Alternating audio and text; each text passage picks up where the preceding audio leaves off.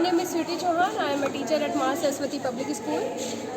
आज का जो कार्यक्रम था कैसा कार्यक्रम था? क्या इससे पहले भी आपने ये चीज़ें देखी हैं? नहीं बिल्कुल भी नहीं। आज से पहले ऐसा कोई एक्सपीरियंस मेरा नहीं हुआ है। आज फर्स्ट टाइम लाइफ में ये एक्सपीरियंस आज मेरा हुआ है। यहाँ पर इस संस्था में एक बहुत ही अच्छी संस्था है ये, और यहाँ पर Blue Planet Eco XR Club का जो लॉन्च हुआ है, इससे हम बहुत खुश हैं। मैंने इसके बारे में पहले नहीं सुना था, लेकिन जब मैंने इसके बारे में मेरे को पता चला तो मैंने नेट पे सर्च किया, फिर मैंने इसको जाना पढ़ा अच्छे से, तो मेरे को पता चला कि इससे पहले भी ये यहाँ 2000 मोस्ट ऑफ स्कूल्स और कॉलेजेस में एस्टेब्लिश हो चुकी है, और यहाँ पर उनमें से एक हमारा स्कूल भी है। तो ये एक्सपीरियंस आज का हमारे लिए बहुत ही अमेजिंग रहा है। आपको कैसा लगा? सर मुझे भी बहुत अच्छा लगा कि हमारे स्कूल में इतना अच्छा मौका मिला है हमारे स्कूल को इस संस्था को स्थापित करने का, और हमारे बच्चों को भी बहुत अच्छा मौका मिला ये जो भी नया चला हुआ है सभी स्कूल में। क्या कुछ नया लगा? हो चुका है, अटल टिंकरिंग लैब में भी यही होता था, पहले लगी हुई है हमारे स्कूल में, और अब ये दोबारा ये आया इको का। और हम मौजूद हैं माँ सरस्वती इंटरनेशनल पब्लिक स्कूल, और आज जैसा कि हमने रिसाइकल किया अपने, हम जो हमारा कूड़ा है उसको कैसे रिसाइकल करते हैं, और इन बच्चों के भी हमने सपने सुने और जाने कि किस तरह ये अपने सपने साकार करेंगे, और आने वाली नई जनरेशन कदम आगे बढ़ा रही है। तो बहुत ही अच्छा लग रहा है कि हमारी संस्था एक प्रयास लेकर आगे बढ़ी थी, प्लास्टिक मुक्त भारत अभियान, और आज वह सपना साकार होने जा रहा है। तो इस चीज़ को देखकर बहुत ही खुशी और हर्ष और उल्लास महसूस हो रहा है। पर्यावरण को बचाएंगे, प्लास्टिक को भगाएंगे। पर्यावरण को बचाएंगे, प्लास्टिक को भगाएंगे। वेस्ट मटेरियल द्वारा बच्चों ने जो प्रोजेक्ट तैयार किए, आई हुई कंपनी और आए हुए अतिथियों ने उस प्रोजेक्ट का निरीक्षण किया और बच्चों को भविष्य में आगे बढ़ने की प्रेरणा दी और उनका प्रोत्साहन दिया। माँ सरस्वती पब्लिक स्कूल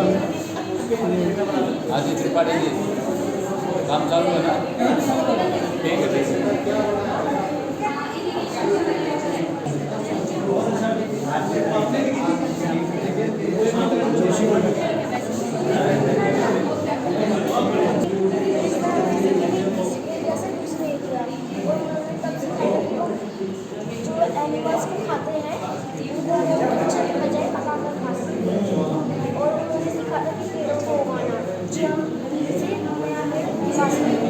कौन सा एज था? कौन सा एज बोल रहे हो आप? Neolithic period. उसके बाद में कौन सा पीरियड आया? Neolithic period. ये बहुत इम्पोर्टेंट है ह्यूमन एवोल्यूशन के लिए, ठीक है ना? बिकॉज यहाँ पे फायर का इजाद हुआ, ठीक है ना? खाने कैसे पका के खिलाते हैं, that was very very important, ठीक है ना? चलिए, all the best, good luck. Sir परिचय दीजिए। सर मेरा नाम प्रशांत सिंह है, मैं blue planet environmental solutions company का संस्थापक एवं सीईओ हूँ। जी सर, आज क्या कुछ कार्यक्रम में किया गया था और कौन कौन सी जगह आप पहुँचे थे?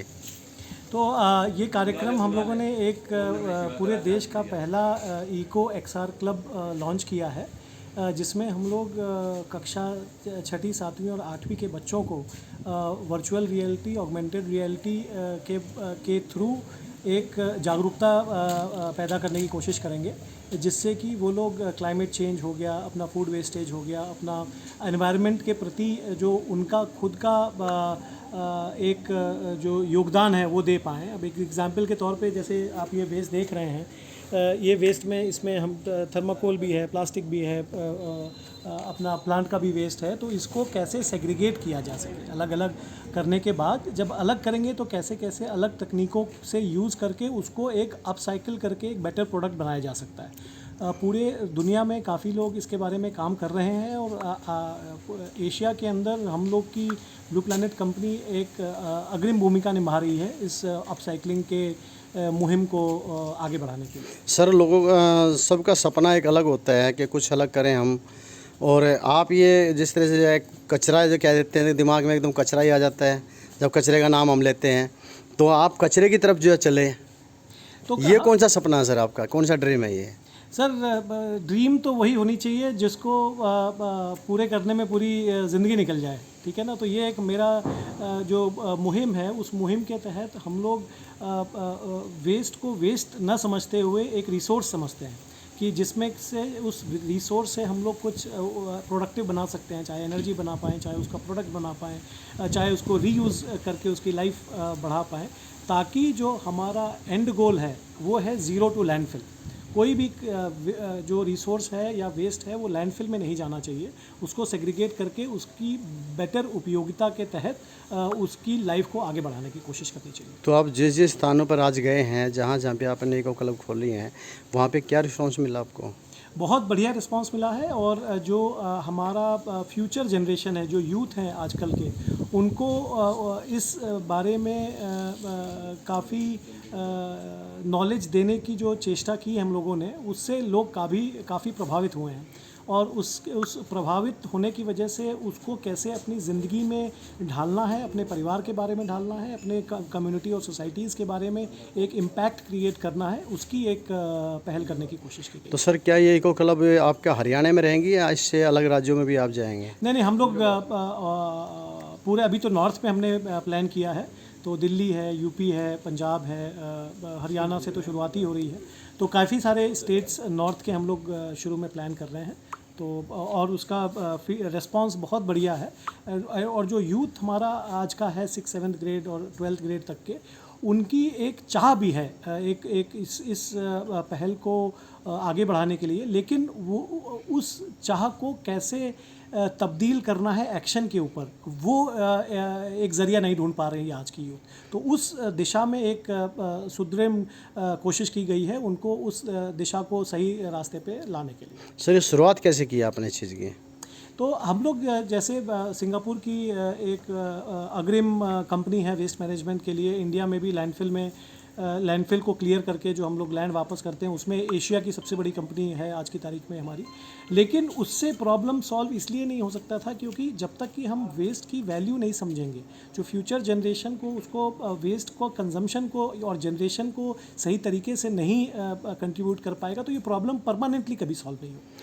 तो हम लोग परमानेंट सॉल्यूशन की तरफ बढ़ने की कोशिश कर रहे हैं। सर हो सकता है जब आप इससे मुहिम से नहीं जुड़े हो, तब उससे पहले आप भी इसी तरह से जो है कहीं ना कहीं कचरा करते होंगे, तो लगता है कि उसका पछतावा है कहीं पे? बिल्कुल पछतावा है, वही प्रेरणा है हम लोग के लिए, वो हम लोग के लिए प्रेरणा रही है कि ताकि उस चीज़ को, जो गलतियां हम लोगों ने की है हमारे जनरेशन ने, वो हमारी अगली जनरेशन को एक मौका दिया जा सके उस चीज़ को सुधार करके और अपनी लाइफ में इम्प्लीमेंट करने का। धन्यवाद।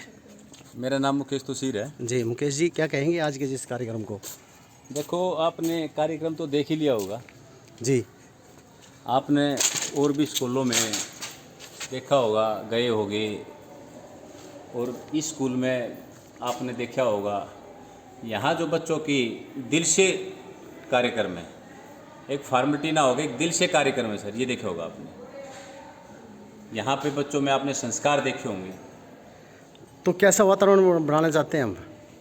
वातावरण बनाना चाहते हैं, देखो कैसा वातावरण, इस तरह का वातावरण हम अपने जीवन में भी और धरती माता पे, ठीक है ना। कैसे दीजिए जी, मेरा नाम अपूर्व दीक्षित है जी। और मैं IIM कोझिकोड पास आउट हूँ, और मैंने IIM से अपना MBA कंप्लीट किया है। 20 साल से मैं प्रोफेशनल लाइफ में हूँ। जी, क्या सपना है सर आपका? सर मेरा सपना यही है जो आप मेरे पीछे देख रहे हैं, एनवायरनमेंट और ग्रीनरी। हम इस धरती को बचाने की एक पहल कर रहे हैं, और उस पहल में जो हम अपना सर्वोपरि दे सकते हैं, उसके लिए हमने एक मुहिम स्टार्ट की है जिसका नाम है blue planet environmental solution. Sir ये एक वेस्ट मैनेजमेंट कंपनी है, 2017 में स्टार्ट हुई थी, और अभी इसको 7 साल हो गए हैं, और ये सिंगापुर की टॉप 5 कंपनीज़ में से एक है। इसकी सबसे बेस्ट पार्ट ये है सर कि जितना भी आप लैंडफिल देखते हैं, कूड़े के पहाड़ देखते हैं, वहाँ पे जो रिसाइकलिंग होती है, कूड़े के पहाड़ से निकले हुए कूड़े से हम CNG, मीथेन और डीजल, इसको हम ट्रीट करते हैं। प्लस जो कूड़ा बच जाता है उससे हम रोड बनाते हैं। उसके बाद भी सर कूड़ा बचता है, तो उस कूड़े का एक ही सलूशन है, उसको जलाना। और जब हम ऐसा करते हैं तब आसपास सराउंडिंग एरिया में 3 डिग्री सेल्सियस टेम्परेचर बढ़ जाता है, जो कि एक प्रॉब्लम वाली बात है। आपने अभी कुछ दिनों पहले 52 डिग्री सेल्सियस टेम्परेचर देखा है दिल्ली एनसीआर में। जिस तरह से हम लोग वेस्ट बढ़ा रहे हैं उससे ऐसा लगता है सर कि 2030 आते आते हम लोग 62 डिग्री सेल्सियस में चले जाएंगे। और जितना भी वर्किंग क्लास है जो दोपहर में निकल के काम करता है उसकी स्किन जलने लगेगी। तो इस चीज़ को हमें संभालना है और ये बिल्कुल सही समय है। अभी हम देखते हैं इतने सारे डॉक्टर्स निकल के आ रहे हैं, इंजीनियर्स निकल के आ रहे हैं। तो जो डॉक्टर्स हैं वो भी डॉक्टर्स का सपना उन्होंने तब देखा होगा जब इंडिया में या विश्व में कोई एक बड़ी महामारी आई। इसी तरीके से ये एनवायरनमेंट की जो वातावरण की सिचुएशन है वो भी एक महामारी जैसी अभी चल रही है, जो हम लोग अपने आसपास देख रहे हैं कि हमारी सर्दी की जो विंडो है वो छोटी हो गई है, फॉग जो पड़ता था वो कम हो गया है। तो इसको हमें वापस ठीक करना है और इसकी एक मुहिम हम लोगों ने स्टार्ट की है इस प्रोग्राम से। अभी आप जहाँ भी जा रहे हैं जी। तो बच्चों के अंदर किस तरह का आपको बदलाव नज़र आ रहा है? सर हम लोगों का जो प्रोग्राम है वो क्लास 6th 7th और 8th का है। 6ठी 7वीं 8वीं के बच्चे को आप मोल्ड कर सकते हैं, आप सिखा सकते हैं उसको। जब वो कोई नई टेक्नोलॉजी देखता है तो उससे सीखता है।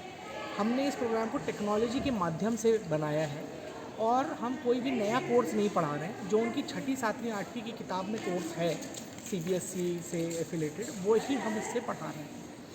और टेक्नोलॉजी बहुत बड़ा रोल प्ले करती है। तो ये बच्चा अपने जीवन में अगर वो इन्वायरमेंटल साइंटिस्ट बनना चाहता है तो उसके लिए रास्ते प्रशस्त। तो इंटरेस्ट कितना ले रहा है बच्चा अभी? बहुत इंटरेस्ट मिला है सर। अभी हम लोगों को अगर मैं बोलूँ हरियाणा में बहुत अच्छा इंटरेस्ट है, दिल्ली में हमें बहुत अच्छा इंटरेस्ट मिला है, हमने आगरा में अभी एक स्कूल किया है, वहाँ हमें बहुत अच्छा इंटरेस्ट मिला है। तो ये शुरुआती कदम है इस कंपनी के और हम अभी नॉर्थ इंडिया में स्प्रेड कर रहे हैं और नॉर्थ इंडिया में हम जितने भी स्कूल्स हैं वहाँ तक हमारे पहुँचने का प्रयास रहेगा।